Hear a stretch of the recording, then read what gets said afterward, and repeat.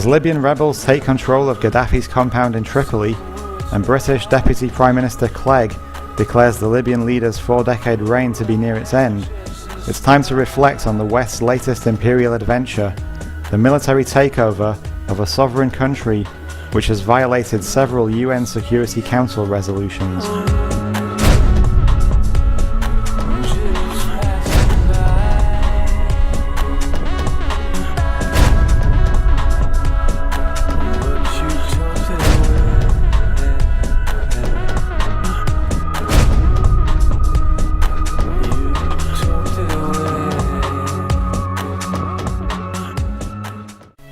Under the pretext of protecting civilians, the military wing of the Anglo-American establishment, NATO, has actually killed numerous innocent Libyans, as well as damaging the infrastructure of a stable, prosperous country. Libyan state media said on Tuesday dozens of civilians had been killed in a NATO strike on a village about 90 miles east of Tripoli. NATO says it's looking into the reports. Libyan state television showed the charred bodies of at least 3 young children and said they were killed by a NATO strike on Monday night on the village of Marja. It also showed wounded women and children being treated in a hospital. The television station reported that a total of 85 people had been killed in Marja, but it did not say how many of these were civilians. The official Jana news agency said 20 families had been killed, without giving a more precise figure. This number was also cited by a man interviewed on Libya TV who said he had lost his daughter. My 2-year-old daughter and entire families are here from other areas. They came all the way here to escape the bombings from the airstrikes. 20 families are dead, children and women, all of them innocent people. The casualty reports have not been independently verified. The aims of Western intervention in Libya changed as the war progressed. Initially, we were told NATO had been employed to prevent a massacre in the rebel-held city of Benghazi, a massacre which never occurred, but a pretext which paved the way for an all-out air assault on the country. Bombing civilians to protect them constitutes a truly twisted example of Orwellian doublethink. The Anglo-American establishment has acted with reckless impunity, and as Denis Kucinich notes, their attack on Libya has moved the world community from the rule of law to the rule of force and set a precedent for NATO to become the new global cop. Civilian casualty figures are hard to establish, with some estimates putting the number of dead at over 15,000. The number of innocent victims is likely to increase as battles rage between rebels and pro-Gaddafi forces in urban Tripoli. Human deaths are of course the most appalling consequence of the attack on Libya, but we must also consider the financial cost of the war. At a time when Britain and the US are facing economic meltdown, social welfare programs and public services are being slashed across the board, and the cost of living is spiraling ever higher, taxpayers have been forced to contribute obscene amounts of money to fund the war in Libya. The U.S. military has already spent hundreds of millions of dollars more than the Pentagon's estimations. A Pentagon memo has put the cost of the U.S. operations until mid-May at around $700 million. The U.S. has about 75 aircraft, including drones, involved in the operations against forces loyal to Libyan strongman Muammar Gaddafi. The pace of spending is higher than reported by the U.S. Defense Department in late March. Pentagon officials told a congressional hearing that the U.S. had spent about $550 million in Libya at a rate of about $40 million a month. But at the same time, this is going well beyond the sort of protection of civilians that was the original mandate of the NATO force, and they've now got over 4,000 sorties flown since the air war began. So I think this is, we've never seen anything quite like this. I don't know that the American public will stand behind this or not. And now that figure has risen to 60 million. The official war costs stated by the Pentagon, presumably an underestimation, are a staggering $900 million. The official figure given in June for the UK was over £200 million, though some estimates have claimed the cost could rise to as much as £1 billion, at a time when the British and American people struggle to make ends meet during a global financial depression. Whilst the goals of the intervention shifted from preventing a massacre to toppling the Gaddafi regime, the real reasons for the war have been blindingly obvious to those with the most rudimentary knowledge of geopolitics, namely to capture Libya's natural resources, such as its massive reserves of oil and gold. Libya's oil reserves are the largest in Africa and the 9th largest in the world, at an estimated 42 billion barrels, and the country has declared gold reserves worth more than $6 billion. I think that what is at stake here is something far more fundamental, which nobody is really mentioning, at least in the media. This is part of the battle for oil. Libya has 3.5% of global oil reserves, twice those of the United States. It's one of the major oil producers. It supplies large amounts of oil to the European Union. Its National Oil Corporation is among the 25 largest oil companies in the world. And what is involved here is the battle for oil. The manner in which the West has turned on Gaddafi is particularly striking, given the recent reconciliation that took place between the Libyan leader and the West in recent years. In 2003, Libya voluntarily abandoned its nuclear weapon-making capability and then opened up its country to international investment, privatizing many of its state-owned companies. Who can forget Tony Blair's infamous handshake in a tent in the Libyan desert, when in 2004 he welcomed Gaddafi as a partner in the war on terror, in order to secure deals between British oil companies and the Libyan regime.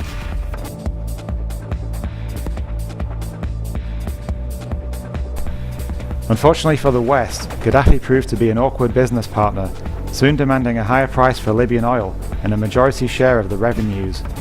It became clear to the Western establishment that he had to be removed, and the rebel uprising in Libya earlier in the year proved an opportune excuse to do so. The purported goal of NATO's initial intervention rapidly morphed into a campaign to oust Gaddafi and his regime. To justify this illegal attempt at toppling Gaddafi, the Libyan leader's alleged crimes against the West have been frequently highlighted by our political leaders and repeated in the mainstream media. The murder of PC Yvonne Fletcher, gunned down outside the Libyan embassy in London in 1984, has been invoked in an attempt to demonize the Libyan regime, even though there is a convincing alternative narrative implicating Western intelligence and not Libyan diplomats in PC Fletcher's murder.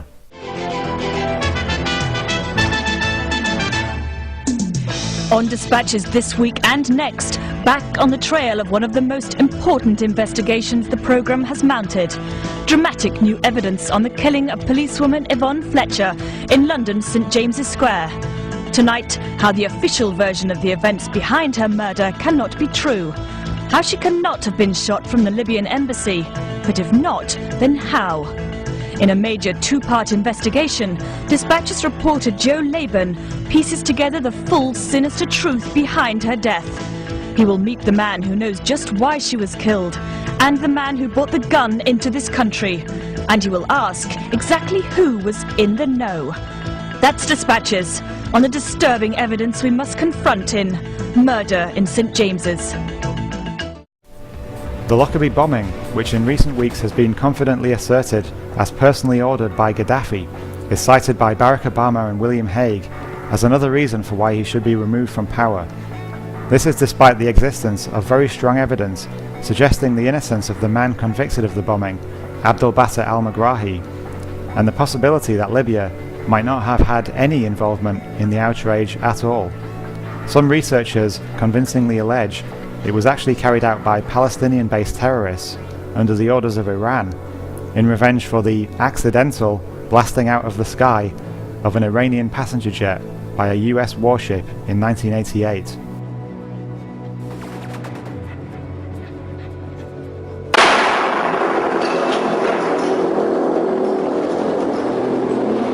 This is a blast that a British explosives expert believes blows a hole in the conviction of the so-called Lockerbie bomber. I do find it quite extraordinary, and I think highly improbable, most unlikely that you would ever find a fragment like that. I mean, it is unbelievable. There were 20 of these test explosions. Their conclusions will only intensify the controversy over who really bombed Pan Am 103. I resent intensely the fact that I believe that I am now witness to a ragbag of lies and misconceptions surrounding this trial. It's, if you like, material that comes at second hand, perhaps at third hand, through various sources. At the start, the Americans had done their own tests to find where on the plane the bomb was placed. At that point, terrorists run from Syria with the suspects, and the theory, the bomb had been loaded at Heathrow. Many, most critical of the trial, say that's still the most plausible scenario. The explosion occurred exactly when it would have occurred 38 minutes after takeoff if one of the Syrian devices had been used. Flora Swire was 23 when she died on Pan Am 103. Her father says he's still waiting for justice. At the beginning of the trial, I thought I was going to watch the conviction of 2 of the murderers of my daughter. By the end of it, I was satisfied that they were not involved. And although I'm sure the truth will come out at, say, 50 years, I want to know in my lifetime, I want this exposed for what I believe it to be. George Bush Jr., during a phone call with Gaddafi in late 2008, even expressed his satisfaction that Libya has settled a long-standing dispute over terrorist attacks, including the bombing of a Pan Am jet over Scotland. Such inconvenient facts disappeared down the memory hole as the Anglo-American war machine sought justifications for its flagrant violation of international law in its determination to oust Gaddafi to gain control of Libya's lucrative resources.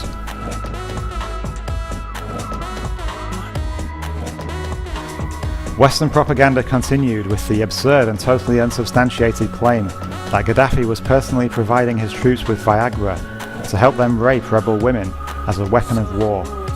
Despite Hillary Clinton and the International Criminal Court endorsing the Viagra rape story, the claims were quickly dismissed by human rights groups such as Amnesty International. The West has even been working with Islamic extremists in its war on Gaddafi, not, it's alleged, for the first time. In 1998, former MI5 spy David Shayler claimed that 2 years earlier, a group with links to Al-Qaeda had been paid £100,000 by the British government to assassinate Gaddafi. So we're talking about something like about £100,000 to fund the assassination attempt against Gaddafi, which of course all comes from the British taxpayer. Britain's agent Tunworth was a part of the conspiracy. He became SIS's link with the militant Islamic group, a hardline organisation headed by Abdullah as-Sadiq. In the past, several Arab countries have said that Britain is harbouring Islamic militants. With its large Middle Eastern community, London has become an alternative political capital for the Arab world. Libya has publicly accused Britain of giving refuge to the leader of the militant Islamic group. In response to our inquiries, the Foreign Office remarkably says it doesn't know if Abdullah as-Sadiq is in this country.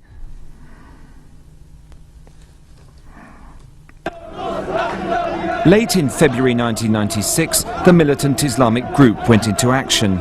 They'd learned that Colonel Gaddafi's car was going to pass on a road near the city of Sirte. The terrorists had put a bomb under the road and waited. They set it off. Several bodyguards are thought to have died. In the gun battle which followed, 3 members of the militant Islamic group were also reportedly killed. Shortly after the attack failed, intelligence reports were received and sent back to London, where they ended up on David Shayler's desk. In 1996, saying that an attempt had been made on Gaddafi's life, that in fact a bomb had been put under a car in a cavalcade. Gaddafi was travelling in the cavalcade but in a different car, so the explosion had gone off and there'd been various casualties, fatalities, but in fact they'd got the wrong people. Now even then I was still thinking, well, this could be a result of the Islamic extremist activity going on in Libya in general. I mean, there was another intelligence report which wasn't quite as detailed, but this again was supporting the fact that the thing had happened. A few days later, at the offices of an Arabic newspaper in London, a fax arrived at the desk of Camille Tawil. In it, the militant Islamic group claimed responsibility for the attack. They also identified the members of its team who they said had been martyred in the bid to kill Gaddafi. During the recent Libyan uprising, extremists with links to Al-Qaeda have been fighting amongst the rebels.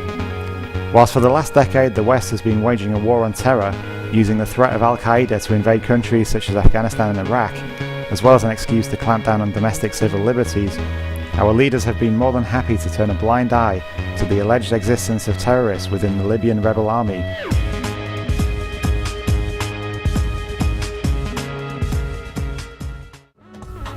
Covert on-the-ground British assistance, officially denied, has been provided to the rebels since the early stages of the uprising.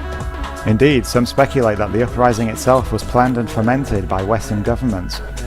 It's been established definitively that a British SAS team, accompanied by an MI6 officer, were on the ground in very early March, a mission that resulted in humiliation after the troops were detained by rebels, shortly followed by a diplomat's plea for their release being unwittingly broadcast on state television.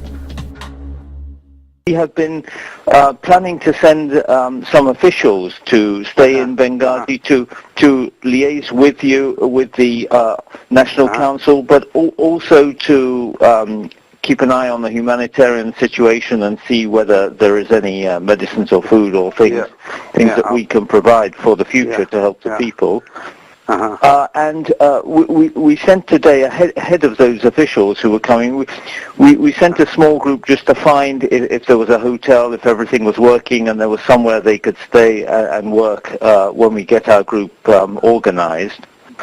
And I understand that they have there has been a misunderstanding, and they have been picked up by the security group who are concerned about their presence and who they are. And I hope to ask Mr.